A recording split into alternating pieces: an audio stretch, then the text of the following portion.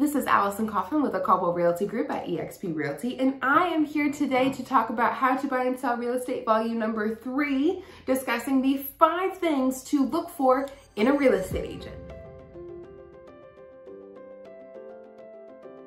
Your real estate agent should be a multifaceted human being that is well-rounded and has the ability to communicate well with you and with other professionals to get you from pending to close, whether that be from the start of your home search or the start of your listing contract and all the way in between, so that you can get to the closing table as smoothly as possible. Number 1. Reviews. We are in the review era, which is why us as agents at the end of every contract, we ask our professional connections, we ask our closed clients to give us reviews, because it is so important for our business so that we can share testimonials of how the contract and the pending process went, so that when we go and we meet with new clients, they have something to grasp onto for how we treat our clients. An online presence in general is a really big thing. Let's be real. It's 2021. If you don't have a Facebook page, an Instagram page, a Google My Business page, where are you? Hi, Editing Allison here. I wanted to better explain the second thing you need to look for in a real estate agent, which is their experience. Now, experience is twofold. An agent can be both, but ultimately it comes down to 2 different branches.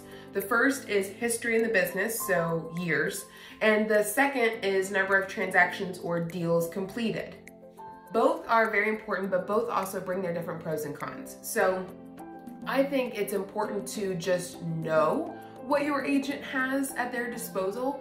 That way you can best identify if that agent's going to be able to do exactly the kind of work that you prefer them to do. History in the business means that they've seen it all. If you are working with someone or are looking to working with someone who has been in the business for 20 years, they saw the market at its peak, at its low, as it's built itself back up, and they've got history and the knowledge of the history and the experience in that.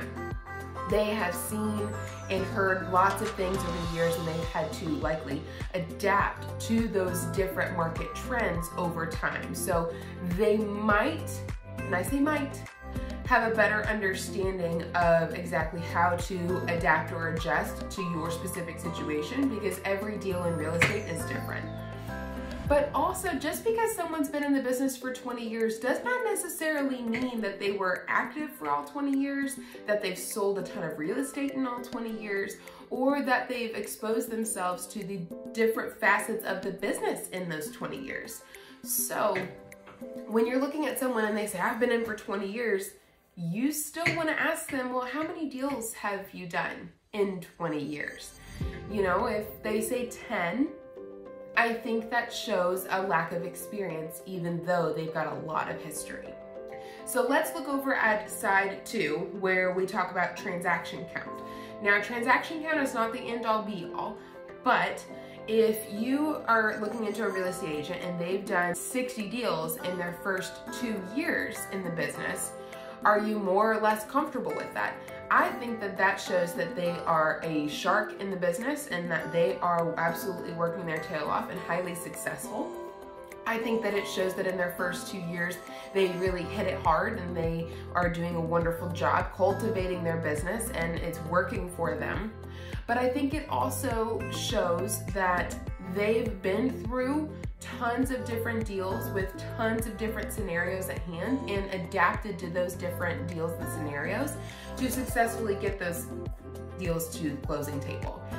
Now, something that you'll want to ask someone with a high transaction count but low number of years in the business is, how do you handle or adapt to situations that you have yet to experience because you haven't been in for that long? And they should be able to answer with something like, I've got X, Y, and Z mentors who have been in for so many years and done 6, 8, 10 times the deals that I have. So at my disposal, I have a ton of experience and history to lean against in the event that I'm not sure exactly how to adapt to a situation or overcome an obstacle.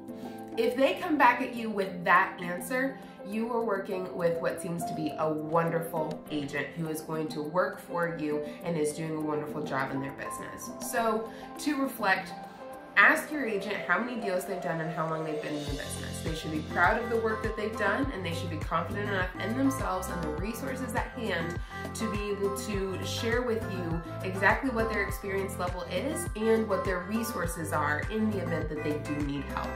And a caveat to all of that is every real estate transaction is vastly different. No two are ever going to be the same. They're never extremely easy, and there's always going to be obstacles to overcome. So just because someone doesn't have as much experience as someone else might, that doesn't mean that that other guy has been through your exact situation. Back to other me. If you are enjoying this video, I want to say thank you so much for your love and support. Please click the like button below if you are enjoying it, the down button if you absolutely hated it. Comment below your experience with your real estate agent, good or bad. I want to hear it all. And shoot me a DM if you are looking to buy or sell in any area of the United States or internationally. I would love to get you connected with someone who's going to be able to help you in your real estate journey. Thank you again. Hit the subscribe button so that you never miss a video, and the little notification bell so it notifies you directly. The third thing you should look for in a real estate agent is support. It's not necessarily a pro or a con. It's just asking them the blunt questions of, are you on a team or are you a solo agent? What happens if you go out of town? Who takes care of me then? And also, what happens if something happens in our deal? Is it just you and your ideas, or do you have someone to fall back on in case you're not really sure what happens? In case you're not really sure how to handle a certain situation. Things come up all the time, and a real estate agent will tell you, no matter how long they've been in the business, it seems like every day something new happens. And that's because we deal with so many different people that we live through a lot of different scenarios and situations. And we're not gonna have the answer for everything, but it's important for us to have a resource in the back to where we know, if I'm not sure how to do this, I've got someone to go to that either will know or can help me figure it out. You should also ask them what brokerage they work with. Not necessarily that this should weigh heavier or lighter in certain scenarios, but the more you know about your real estate agent, the better off you're going to be. They're going to be your advocate during your home search and listing process. You should know who you're working with and what their resources are and how they're going to be able to help you specifically in comparison to other agents to be sure that you're working with someone that gives you the best fit. The fourth thing you should look for in a real estate agent are their personal qualities, their personality, their ability to communicate, how they approach their business strategy. Are they cutthroat and to the numbers and just nothing but drive, or are they a little bit more personable, and do they have the ability to communicate with you on a softer level that will help you better understand and maybe make you feel a little bit more comforted, as opposed to someone that might just be a little bit more of a driver personality. Everyone has a personality type that fits them best, and agents do try our absolute best to be fluid with every personality type that we come in contact with, because it's important to be a very adaptable human being in this market, but it can be difficult at times, and not everyone is meant for everyone, and that's okay. The fifth thing you should look for in a real estate agent is their way of communicating. This kind of stems from point number 4, but communication is such a big factor when it comes to your purchase or your sale, because if you already cannot get your agent on the phone, or if they won't text you back for days, or if you can't get a single email from them, I can already let you know that that's going to be the way that it is until you get to the closing table and beyond. It's more just to make sure that you're being well taken care of, so that you don't get to the closing table so dissatisfied with their service, and they might not have known that they were doing anything that you didn't like. So if your way of communicating and their way of communicating do not line up, let them know. We would much rather adapt to what you prefer or get you to someone who can help you better than what we would be able to do than you be dissatisfied with our service, and we've gone through this for the last 60 days. Communication is key in multiple ways. communication with you, communication with whoever you are dealing with in terms of your lender or other vendor professionals, and then also communication with the other real estate agents. You need to have someone that's going to be able to communicate with all parties involved and keep everyone in the loop, not someone who's going to forget something or let something fall by the wayside. Thank you so much for watching to the end of this video. I really appreciate you and all of your time. I look forward to sharing the next video with you here soon. Bye.